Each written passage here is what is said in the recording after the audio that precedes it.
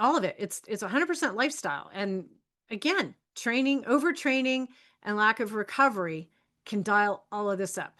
And that's what really happens when you ignore your body's actual capacity. So, insight here, I think you can look in the mirror and think you're fit and you can feel super strong. But if your blood work is showing insulin resistance, elevated triglycerides, fatty liver markers, elevated inflammatory markers, guess what? You're not adapting. You are degrading.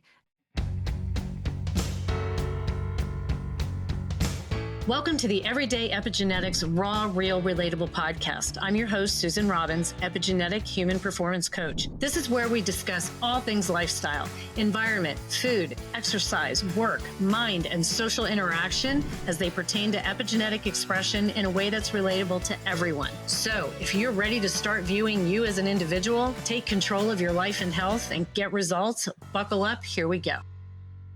Welcome to the Everyday Epigenetics Raw, Real, Relatable podcast. I'm your host, Susan Robbins, and this is the place where we talk about everything, lifestyle, environment, and how it relates to our genetic expression.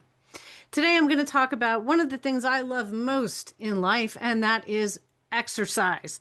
And I'm going to talk about something that I have been very guilty of, even as recent as last week, maybe even this whole last week and the week before. But it's about when exercise, we get too much of it. And too much exercise is not a good thing. It can actually be pretty stinking toxic. Our genetics actually really matter here. And most people think, again, that more exercise is better. They're going to push harder, set these goals that are super crazy, which, hey, for them, do your thing. But I want you to listen to this podcast then. Do more. And that's the narrative that we've been sold over the years. But the science actually tells us a different story. Too much exercise, sorry guys, doesn't make you healthier. It can make you sick. And your genetics determine exactly how much is too much. So today I'm going to show you why too much exercise is not good. And I'm going to show you using genetics that most people have never heard of. And then I'm going to show you how it can show up actually very differently for each of the 6 health types. Buckle up. This is going to be a good one, especially if you are an activator, a crusader. We are so driven to perform and to hit our goals and challenges, and it can really be a detriment. So if you're one of us there, really pay attention here, because I guarantee you're going to be like, that's a bit me. So first thing we're going to talk about is inflammatory genes. So when you exercise, your body creates a controlled stress response. That's why I tell my clients, exercise is a stress. So yeah, it's a good stress in the body, but it is still a stress. And inflammation increases locally to signal the repair to the tissues that we're breaking down during exercise. That's super healthy. That's adaptation. But when the exercise becomes excessive, what happens is your body stays in a chronic inflammatory state. And you have things like IL-6 and TNF-alpha, which are inflammatory cytokines. IL-6 is interleukin-6, TNF is tumor necrosis factor. And they're signaling molecules that coordinate immune responses. Now, during moderate exercise, they actually go up temporarily and they return to baseline. And again, that's very healthy response. But when you chronically overtrain, they stay elevated. And the body is going to have difficulty recovering. At times, it's just never going to recover. And some people carry genetic variants that amplify this response. So if you have variants in IL-6 or TNF-alpha genes, and I see this very often in the DNA reports that I do, your inflammatory response is already going to be more pronounced than someone who does not have the variants. And so you're starting with basically a higher baseline and a higher or lower threshold to inflammation or inflammatory response. And then when you add excessive exercise on top of that, you compound the problem. So your immune system, it doesn't just recover more slowly, it actually becomes dysregulated. This really is it's so impactful. Chronically elevated levels of IL-6 and TNF alpha, it's linked to autoimmune disorders, metabolic dysfunction, cardiovascular disease, even accelerated aging. You're not getting fitter, you're actually degrading, aging more quickly, which I don't think any of us want to do, right? I do the epigenetic age testing. I know people do that through like Function Health. I use True Diagnostics. But either way you do it, we all want to see what's the pace in which we're aging because we don't want to be aging at a higher rate. That puts us at a much higher risk for chronic disease and early death.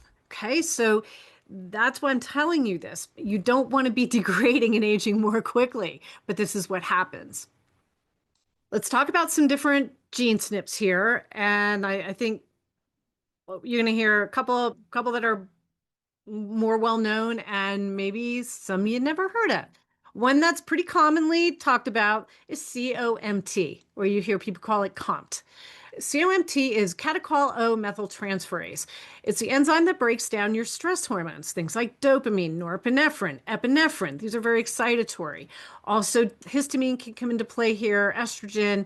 So if you're a slow COMT, which I am, right, having both variants or even having one in there can be a little bit slower, your body processes or breaks these stress hormones down very slowly. And so this means they'll stay in your system longer and you can have, again, a much stronger response to stress. And we see that with a lot. And I am a slow COMT and boy, it hits harder, it hits faster, and it lasts longer. And I'm dealing with several clients right now with massive stress. Who doesn't, right? Who doesn't have massive stress? And one just went through several stresses right in a row, compounded. And she's also a slow COMT. And I had to explain to her, this is what you're experiencing. We need to work to dial down these genes here because this is exactly where it's coming from. So it's also a massive issue for excessive exercise. Every intense workout is going to flood your system with adrenaline and cortisol. And I had this conversation with Clea, my medical AI through PH360. It's phenomenal. And asked when I was like, God, did a hiking trip to Sedona and we hiked 3 days in a row, went right on the plane. Then I came back and I trained for 2 days. I did another hike with over a little shorter, but over, God, I think it was 2,700 feet in elevation gain again. And I'm going, I just feel like I'm not recovered. So I asked Clea, would hikes be considered high intensity? And it was like, yeah, hello. Between elevation gain and pace, that's intensity that's created. And I have a hard time going slowly. I try, but it doesn't come easy. And then when you add the amount of time, sometimes you can be on hiking trails for 5-6 hours or more. And a lot of times, especially people I hike with, like we take one break when we get to the top or the lake or the mountain or whatever, right? We have our food there, it's like back to it. So it can be pretty excessive as well. And so I think things we think are pretty chill and that we just enjoy for fun can really still qualify as intense or excessive. Okay, so back to COMT. I was just wanting to reinforce that we don't tend to really put out there what we're doing. Honestly, a lot of the times we rationalize it. Well, it's just a hike. Yeah, okay. So, because then we'd have to adapt. We'd probably have to make some changes to our lifestyle. Again, if you're listening to this podcast, maybe you're ready and willing to make some of those changes. I hope so, because you don't want to go down these roads. Okay, so the stress hormones that COMT works with, they're powerful chemicals, and they are going to mobilize energy and focus. So it's really good. So COMT, actually, we tend to have really good focus, but we have to get these stress hormones to come back down, these catecholamines. So if your COMT is slow, they're going to stick around. So what happens with chronic overtraining in a person with slow COMT, you have elevated cortisol that doesn't normalize between sessions. You get sleep disruption, you get some anxiety, impaired recovery. You may feel swelling in your joints, some things like feel achy that weren't before. Cardiovascular system is going to be under a constant strain. So, and I'll talk about some things to look for there. And if you keep exercising at that high intensity or for really long periods of time, and it's over 2 hours, especially with the IL-6 and TNF alpha, it's exercise over 2 hours. How often are we doing that when we're going doing something fun, right? You're not allowing that parasympathetic nervous system to reset. So then you're in a chronic sympathetic load, and the result is that you're going to become less resilient, not more resilient. Because you think I'm doing more, why is my endurance not as good? Why am I getting fatigued quicker? Why do I feel like I'm going out for a run and that I'm dragging my feet instead of like feeling like I'm light on my feet? So again, this is the body is stuck in the sympathetic overdrive, and I've experienced it. You feel that tired and wired. It's time to get ready to go to sleep. And all of a sudden, it's like the body wants to party. And then when it's time to wake up in the morning, it's hell no, I'm going to stay the hell in bed. So the hormonal system gets really dysregulated. And over time, that contributes to burnout, overtraining syndrome, and sometimes autoimmune flares. Again, that's me dealing with that. I will see flares with Raynaud's even in warmer weather. All right. Next thing I'm going to talk about is some other genetic players, and one of my other favorite things to talk about, chronobiology, timing. So there's other genes also that are going to shape how your body handles training stress. We have ACE variants, that's ACE, and they affect how the cardiovascular system adapts to a training load. So you have some people are going to have genetic profiles that respond really beautifully to higher intensity work. Others don't. Yes, CRP, which is C-reactive protein. This is a marker you get through a blood lab. It's a marker of systemic inflammation. If you're genetically prone to elevated CRP, excessive exercise can keep that running chronically high. Then you have NRF2, and that's a gene that codes for antioxidant response. And if you think of it like your body's a cleanup crew for cellular damage, right? So when you exercise hard, you create free radicals, and these are things that are unstable molecules that damage cells. Remember, I've talked about oxidative stress, and it's rust on your car, right? You start to build up the rust on your cells, and the body needs to clean up that damage, clean those cells. So if you genetically are a poor responder over this gene or other responder or other genetics, sorry, then the cleanup crew, they can be pretty sluggish, right? They're not doing what they're paid for. And the damage is going to accumulate, and thus you're accelerating aging and cellular damage, and you don't even realize it because they can be silent. And I'm going to talk about that. AM, as in Mary, AMPD1 is a recovery gene. And what this does, this gene, when you exercise, your muscles burn through their energy stores. And your body has a natural system for recovering that energy and for rebuilding. So AMPD1, that controls the recovery process. So if you have a genetic variant in there that makes this gene a bit compromised, then your body's natural kind of recovery machinery, it just gets slower. You're going to need more rest days between those intense sessions. But if you follow a standard volume training program, high volume, say it's like CrossFit, 5-6 days a week, or like I see other programs where it's like even 6 or 7 days on, you're not getting rest. So right there, you're getting compromised, and you're tearing down much faster than you can rebuild. So my point being, some people can handle higher volume training and others truly cannot. It has nothing to do with willpower. It has nothing to do with discipline, because I see things out there. If you're disciplined, it's all about discipline. It is to a point, but it also is about a person's individual unique body that just may not be designed for that. What's funny is my genetics say that I'm actually powered up for endurance.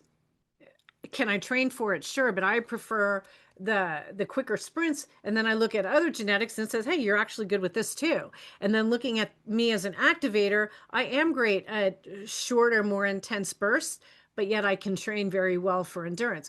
Not all bodies are going to be like that. And that's what I'm going to discuss when I talk about the health types. Some are going to be more natural athletes, and others it's going to be a lot more taxing on them, where there's a lot more recovery that is needed. And then when you add other things with the body, chronic illness, autoimmune, Lyme disease, right, pathogens, that also puts a brake on to where you may want to go train 6 days a week, but you just can't in a healthy way because there's other things happening within the body. So the other thing that amplifies all of this is my C word, chronobiology. So if you're exercising at the wrong time of day for your body, which I have discussed ad nauseum here, you on this podcast, not this particular, but other podcasts, you are creating internal conflict. Okay. No bones about it. Your body has rhythms. Your tissues have times when they want to work hard, and they have times when they want to rest and repair, right? Rest and digest. When you force intense training during a time when your body is supposed to be recovering, you're adding a stressor on top of a stressor. And over time, this is a mismatch that is going to damage you. It will catch up. You're going to develop metabolic syndrome, potentially cardiovascular problems, and like I mentioned earlier, premature aging. You'll see people, you just see it in their face, right? That all of a sudden this aging starts to happen, but yet they're out there training hard every day, and you're going, God, they have the athletic ability of a 30-year-old and they're in their 50s, but yet they start to show the age in the physical appearance. So even if you have good genes, forcing your body to train at the wrong time of day, it's going to dial down or suppress those protective genes. And that's why I tell people, just because you have good genetics, don't rest all your laurels on that. You still have to work to upregulate those great genes. Don't take it for granted, because your lifestyle can dial those down if you're not doing the right things at the right time. So your body's own defense mechanisms can get turned down, and you're working against yourself, even if you have good genes. Okay. So again, super important. I'm going to talk now about some lifestyle choices that suppress good genes. Okay. And this is going to be short, but impactful. So one of the critical pieces that I think most people miss is you don't need to, again, carry genetic variants for these things to happen. Excessive stress alone can chronically elevate your inflammatory markers. When you have chronic psychological stress triggers, you're going to get cortisol elevation, which over time is going to dysregulate your immune system, as I said, and keep the IL-6, TNF alpha, keep those numbers up there. You create a problem through lifestyle. So if you're under chronic stress at work, in your relationships, to all my people that are out there living in shitty relationships and you don't get out, you are under stress 24/7. If you're at a job you hate, you're there. How many times? Half of your day is spent at that job, creating more stress in the body. And then say you're going home to an unhappy relationship 24/7. Right there, you're starting your day and ending your day and sleeping with elevated cortisol levels. I have clients I'm working with that are living like that, and they're wearing continuous glucose monitors, CGMs, and they're waking with the diet is spot on, right? The exercise, and they're waking with these high cortisol level, or these high glucose levels, like, because the cortisol is affecting the glucose. I'll get into that too. Okay, I go off on these tangents. All right, so when you add in intense exercise on top of all of that without proper recovery, you want to talk about creating a perfect storm? Holy cow. You're going to create that perfect storm. The parasympathetic nervous system will never get a chance to reset. Then you have the same with nutrition. Even if you have good genes for around insulin sensitivity, lipids, right? All of these things. If you're eating the wrong foods at the wrong times, or the right foods at the wrong times, say you're taking in a lot of excessive inflammatory things like seed oils, processed foods, sugar, you're creating an inflammatory cascade that's going to suppress the gene expression or dial up genes that you don't want dialed up, the ones we're trying to turn down, which are the not so great predispositions. So your body's own protective mechanisms start getting turned down again. And I think the real insight around this is that your genes are just one layer. But as I preach on here every freaking week, your environment, stress, chronobiology alignment, nutrition, sleep, the timing and the quality, all of these, who you're surrounding yourself with, right? Relationships, all of things are either dialing up or dialing down your gene expression every single day. It's your choice. So you can have the best genetics in the world, on the planet.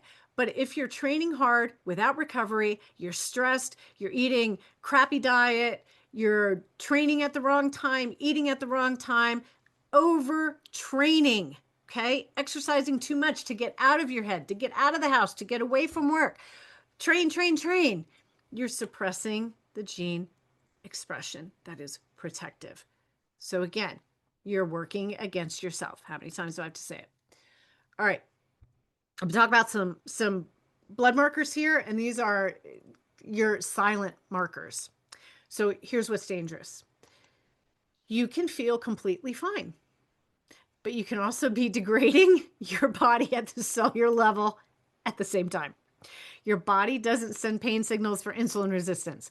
It doesn't hurt when your triglycerides go up. You don't feel it when the liver starts getting fatty or accumulating fat from chronic inflammation and metabolic dysfunction. And I am seeing more and more and more of every bit of this. And it is not just in the people who are lazy and not doing anything, right? Or just eating junk. It's in people who you wouldn't expect to see this in. And I've had it happen myself. So markers are there. Elevated fasting insulin. That's your first red flag. And a lot of docs don't check insulin. They just check glucose and A1C. Get the fasting insulin checked as well. Your pancreas is working overtime to push that glucose into the cells for energy that aren't responding. So you feel normal. You might even feel energized from all the exercise, but your insulin sensitivity is like crashing and burning, right? Normally, exercise is going to improve glucose control. So at the very least, I have my clients with the sugar issues, blood sugar issues, glucose, insulin, walking 15 minutes after meals, right? Because it helps to lower glucose levels. But overtraining can create the opposite effect until the body gets adequate rest and balance. So intense and excessive exercise typically are going to raise fasting glucose. And I saw this when I wore a CGM, and I have clients wearing them that are seeing it as well, because stress hormones like cortisol and adrenaline push the liver to release extra sugar, glucose, into the bloodstream. And if this happens often over time with a lack of recovery and not fueling well or not fueling enough or lack of sleep, it can push that fasting glucose to elevated levels and then affect the A1C over time, since it's an average over 3 months of the glucose. Then we have high triglycerides, and I'm seeing this in a lot of people. I'm getting some of the worst labs in these last few months. Like, people out there need help. It's a second marker that a lot of people miss, because what are we focusing on? Let's get high cholesterol. If you haven't listened to my podcast on lipids a couple weeks ago, please go listen to that because you'll get it. Chronic overtraining, you combine that with poor recovery, it's going to elevate triglycerides because the body is in a state of chronic stress. Again, cortisol staying elevated. So the liver is going to produce more VLDL particles. Then the blood becomes thicker, becomes more viscous, and you're setting yourself up for cardiovascular issues and you don't even know it. And then LDL cholesterol patterns can shift, and we'll see not just the total number of particles. And again, if you're not getting particle numbers and particle sizes checked, it's an NMR profile on your lipids, get them checked. Cholesterol, triglycerides don't tell the full picture. So we have small LDL particles. These are the ones that are inflammatory. The large ones, these are they say the buoyant or the fluffy, tend to be less inflammatory. They're harder to penetrate the walls. The small ones, easier to penetrate the arterial walls and cause damage. And chronic inflammation from overtraining is going to accelerate this. So you're actually damaging your vascular system from the inside. Then we have liver function.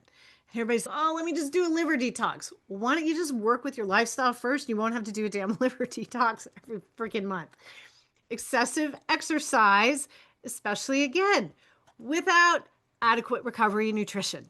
It can lead to fatty liver disease. And some people are going to be more prone to that through the gene PEMT. When there's variants there, that is an increased risk for fatty liver disease right there. So when you dial that up with inadequate recovery, too much exercise, poor nutrition, not getting enough of the phosphatidylcholine, your liver is supposed to process the stress hormones and manage inflammation. But if it's accumulating fat, it can't do either job properly. So they're sleeping on the job again. So when you push your body too hard without enough recovery or nutrition, stress hormones, especially cortisol, stay elevated. And cortisol tells your liver to release glucose and manage inflammation. But if you're chronically stressed from overtraining and you combine that with, again, the poor underfueling, eating junk, and I see this when people do intense exercise or they do a race or they do a big climb or something, they eat crap, like I'm going to eat all these calories I just burned off by eating processed shit and drinking alcohol. Inflammation. After doing, I used to have friends that did all the ultras and they would go drink so heavily afterwards and it just made me cringe. I'm sure you've heard me talk about that. And go eat junk.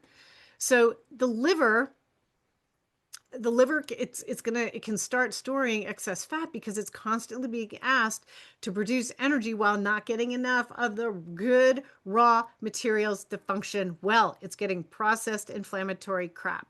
So when you have a liver that's overloaded with fat, it's going to become less responsive to insulin and less effective at clearing stress hormones. And you combine that with the high stress hormones, impaired glucose handling, reduced inflammation control, early metabolic pattern that's going to drift towards full-blown metabolic syndrome. Add this to elevated CRP, another blood test. I like to test HSCRP, which is the high sensitivity, and then you look at homocysteine, elevated cortisol that doesn't come back to normal. These aren't symptoms that you feel, right? Any of these. Elevated homocysteine, again, I see a lot of it. Cortisol and the CRP, you don't have a lot of the time symptoms around this, maybe some fatigue and all, but not where it's, oh, I've got this pain here. So this is where metabolic syndrome actually thrives.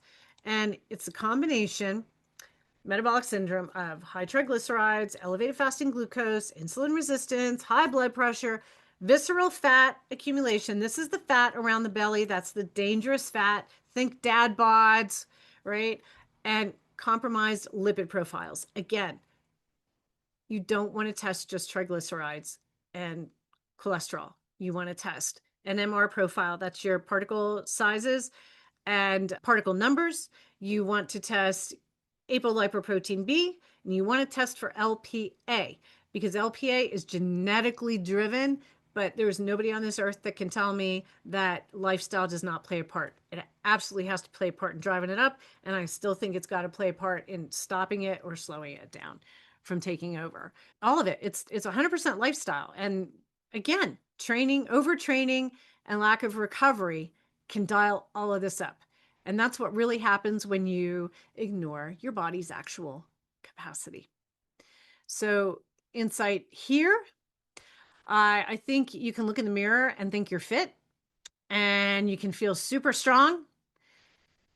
But if your blood work is showing insulin resistance, elevated triglycerides, fatty liver markers, elevated inflammatory markers, guess what? You're not adapting. You are degrading. That's why having regular labs run and actually understanding them. Don't accept the doctor saying, oh, everything's normal. Okay, that to me is a red flag alone. You need to know what's optimal and what's not.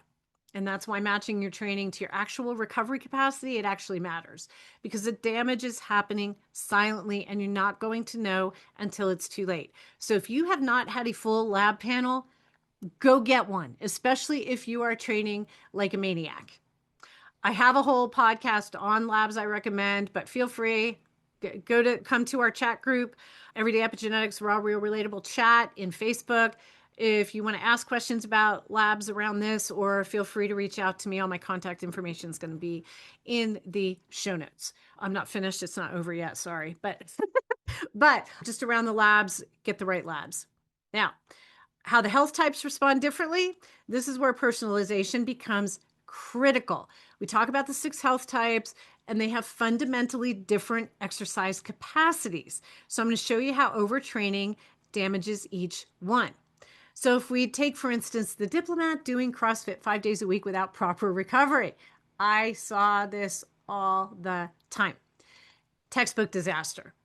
Diplo body is built for sustained rhythmic effort. They thrive on long sessions with steady pacing. CrossFit, high intensity ballistic work, explosive, right? Diplo doing this 5 days a week never gets to fully recover between sessions. Your nervous system doesn't reset. Your cortisol stays elevated. And if you have a slow COMT variant on top of that, or elevated IL-6 genes, TNF alpha, you're compounding inflammatory stress on top of inflammatory genetics. You're depleting glutamine, suppressing immune function, creating chronic overtraining syndrome. And the real issue is also chronobiology. And a diplomat that's doing intense morning CrossFit, when their body naturally wants to wake up slow and ease into the day, oh my God, talk about fighting circadian rhythm. It's an additional stressor. A diplomat actually needs 2 to 3 days of solid resistance work with a complete recovery days built in. Swimming, rowing, loaded carries, things like that allow you to build strength without the nervous system burn of these ballistic movements repeated 5 times a week. Then we have the activator. We are built to move, and that's a strength. But again, we need complete rest after intensity. Work hard, train hard, rest hard. 100% on, 100% off, full recovery. If an activator ignores the rhythm and trains hard 5, 6, 7 days a week, we're violating our biological design. Our nervous system burns out. Inflammation stays elevated. I have been living this since vacation. We can easily roll into overtraining syndrome, adrenal fatigue, and sometimes autoimmune issues. You see these autoimmune flares come up. Then we have a crusader built for continuous rhythmic movement. These are your endurance people. They thrive on it. Triathletes, ultra runners, distance biking. Everyone I see is like, I get in my bike and just go for 50, 60-mile rides. Ugh. They become addicted to the rhythm because of that dopamine. And they're going to run or cycle daily, sometimes twice a day. And they'll override their body's signals because the activity feels good. It turns their brain off because it's constantly in overdrive. And that's a problem if they have a slow COMT, NRF2, poor response variance, oxidative stress accumulates like crazy. And then the inflammatory markers are going to stay elevated. So Crusader needs 5 times a week, 3 sessions at moderate to high intensity and focusing on flexibility and mobility, stretching, fascia work, yoga.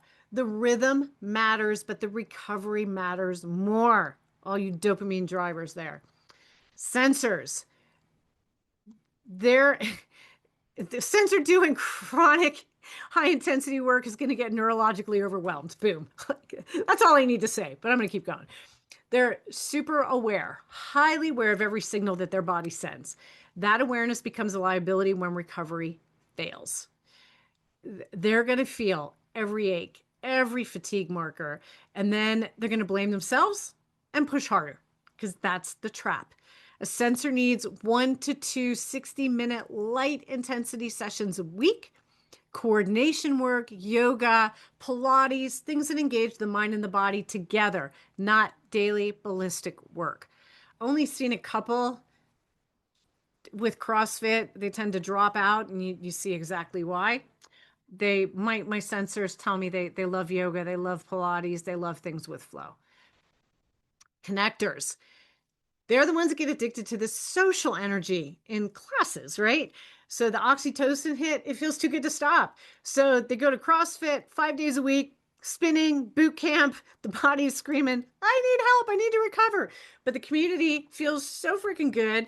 And so the disconnect is like real. High inflammatory markers, suppressed immune function, they tend to get sick more. But again, they'll keep going back because it feels good. So the connector, excuse me, needs specific intensity sessions with genuine recovery built in, not constant activity for the social aspect. You have to have the recovery. And you can chalk that up to the guardians too. Connector is part guardian, and my guardians love their classes because of social. So they naturally conserve energy, the guardians. It's protective. But when they're pushed to overtrain, which is they're your bigger people and they're told you have to push harder, it's usually going to be not from themselves, but being pushed by somebody else. It creates a lot of internal conflict, and the body wants to store and preserve. And so they're forcing it to deplete. And that stress alone elevates cortisol and inflammatory markers so much.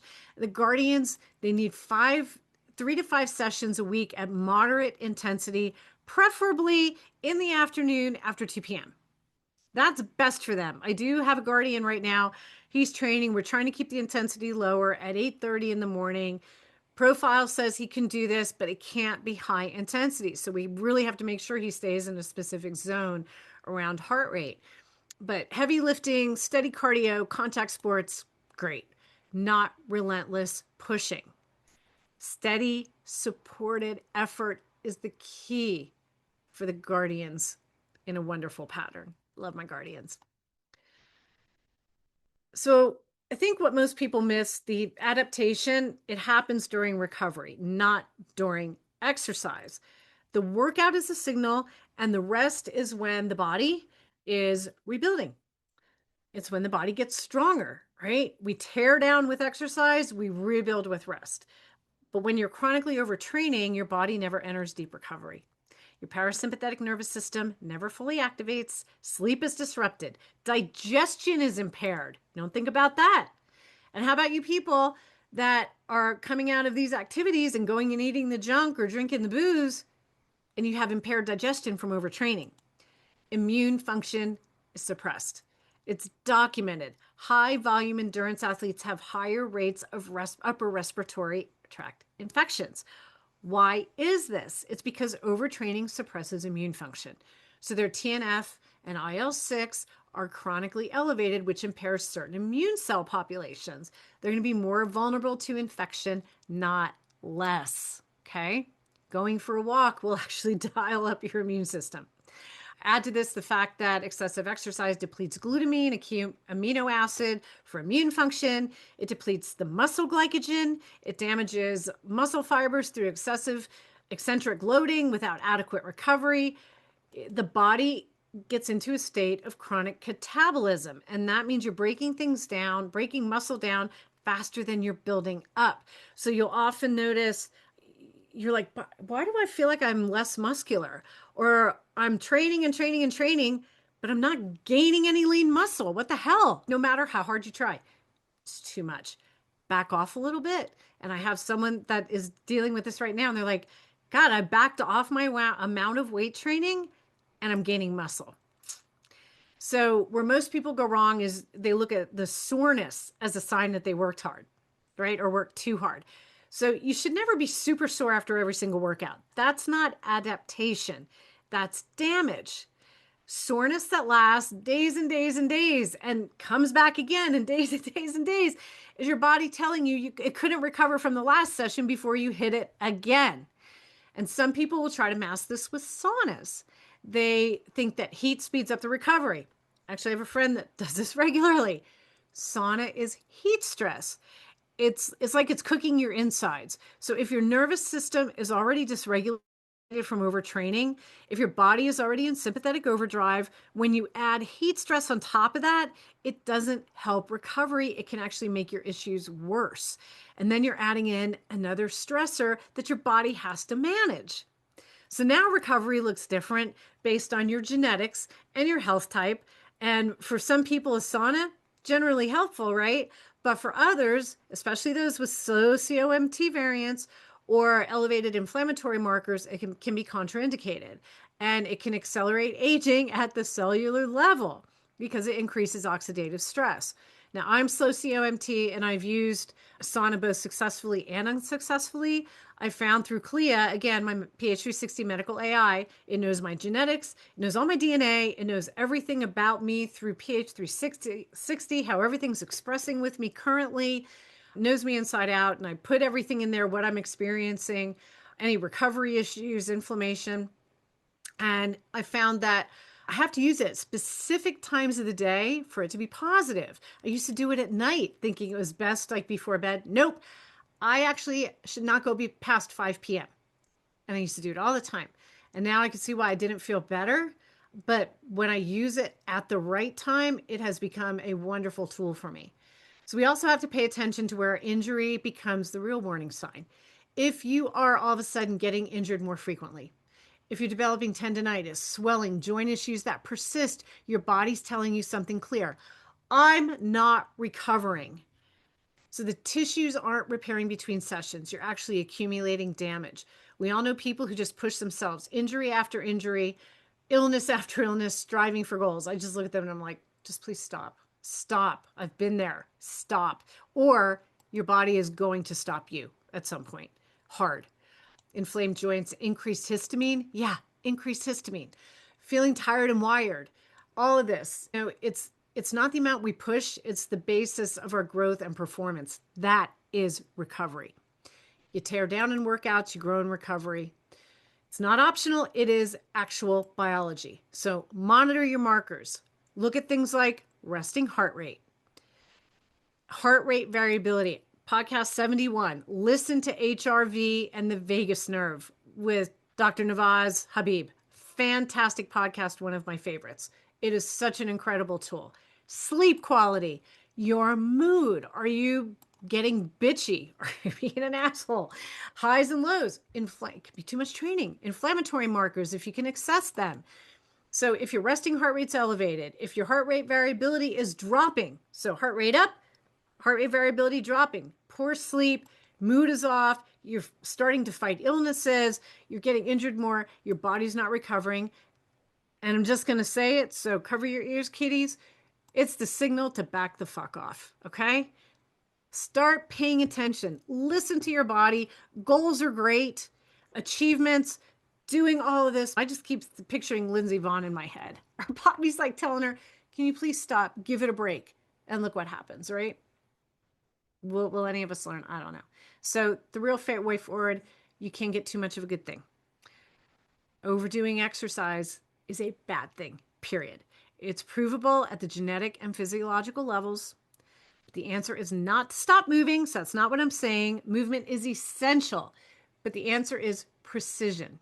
You need to know and understand your genetics. You need to know and understand your health type.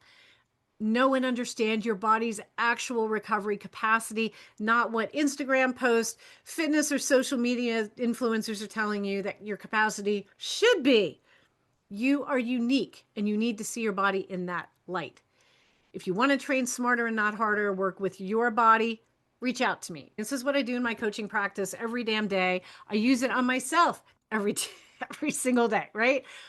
It works. This is how we train smarter. Now, yes, I just say I can go off the rails because I'm enjoying it so much. Yes, and that's when I realize at least I have the tools to dial myself back in. I know exactly where to go and what it is exactly that I need to do. And we can identify your genetic propensities. We can determine your health type. We can build training programs that are designed specifically for your body around every bit of everything I've talked about, not somebody else.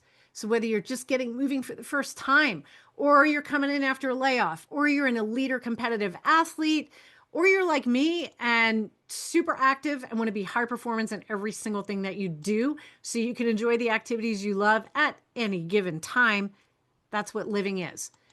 We can monitor and adjust where you are in real time because what worked a couple of months ago, you may see actually might not be what you need right now. So that's the real way forward. It's not more exercise, but the right amount of the right kind at the right times. regardless, we have to get out of the more is better mindset, which is literally killing some and creating stress and inflammation that the body just cannot handle. So if you're training hard, feel worse, feel like you're getting sick or injured more often, taking longer to recover, your body is telling you something, listen to it. Your genetics and your health type aren't your limit. They are your blueprint for success. Respect them, please. Changes can happen within days and weeks, not months. Your energy shifts, your sleep deepens, your mood stabilizes, your body composition changes without the constant grind and stress. Your inflammatory markers come down. Your blood work improves. You feel stronger, you feel clear, and you feel so much more resilient. So again, you can look fit, be degrading on the inside, right? Or get dialed in, match your training to your actual recovery capacity, and watch your entire life change. So if you have questions regarding this podcast, go to my Facebook group again. It's Everyday Epigenetics, Raw, Real, Relatable Chat. Come in there and chat because nobody does. So I would love to have a chat around this. Let's talk. Let's talk about your markers. All my info is in the show notes as well. You can go to my website, healthyawakening.co. Reach out to me. All my consultations are free if you just want to have a chat to see if personalized health could help you reach your health and fitness goals and help you train better and more safely. Or you can also, off my website, grab a copy of my free ebook on personalized health to see why those one-size-fits-alls do not work for everyone. So whether you're out of shape or you want to get better, perform better, the answer is the same. Stop spinning your wheels. Please share this podcast with somebody that you know is training like a banshee out there. Needs some help. Let's get this out there. Thank you for listening. Please subscribe, give me a rating, and let me know what topics you would like to hear, because I'm here for you guys, not to hear me talk. Now, get out there, make it a great day, and be your most authentic self. Thank you so much for joining me.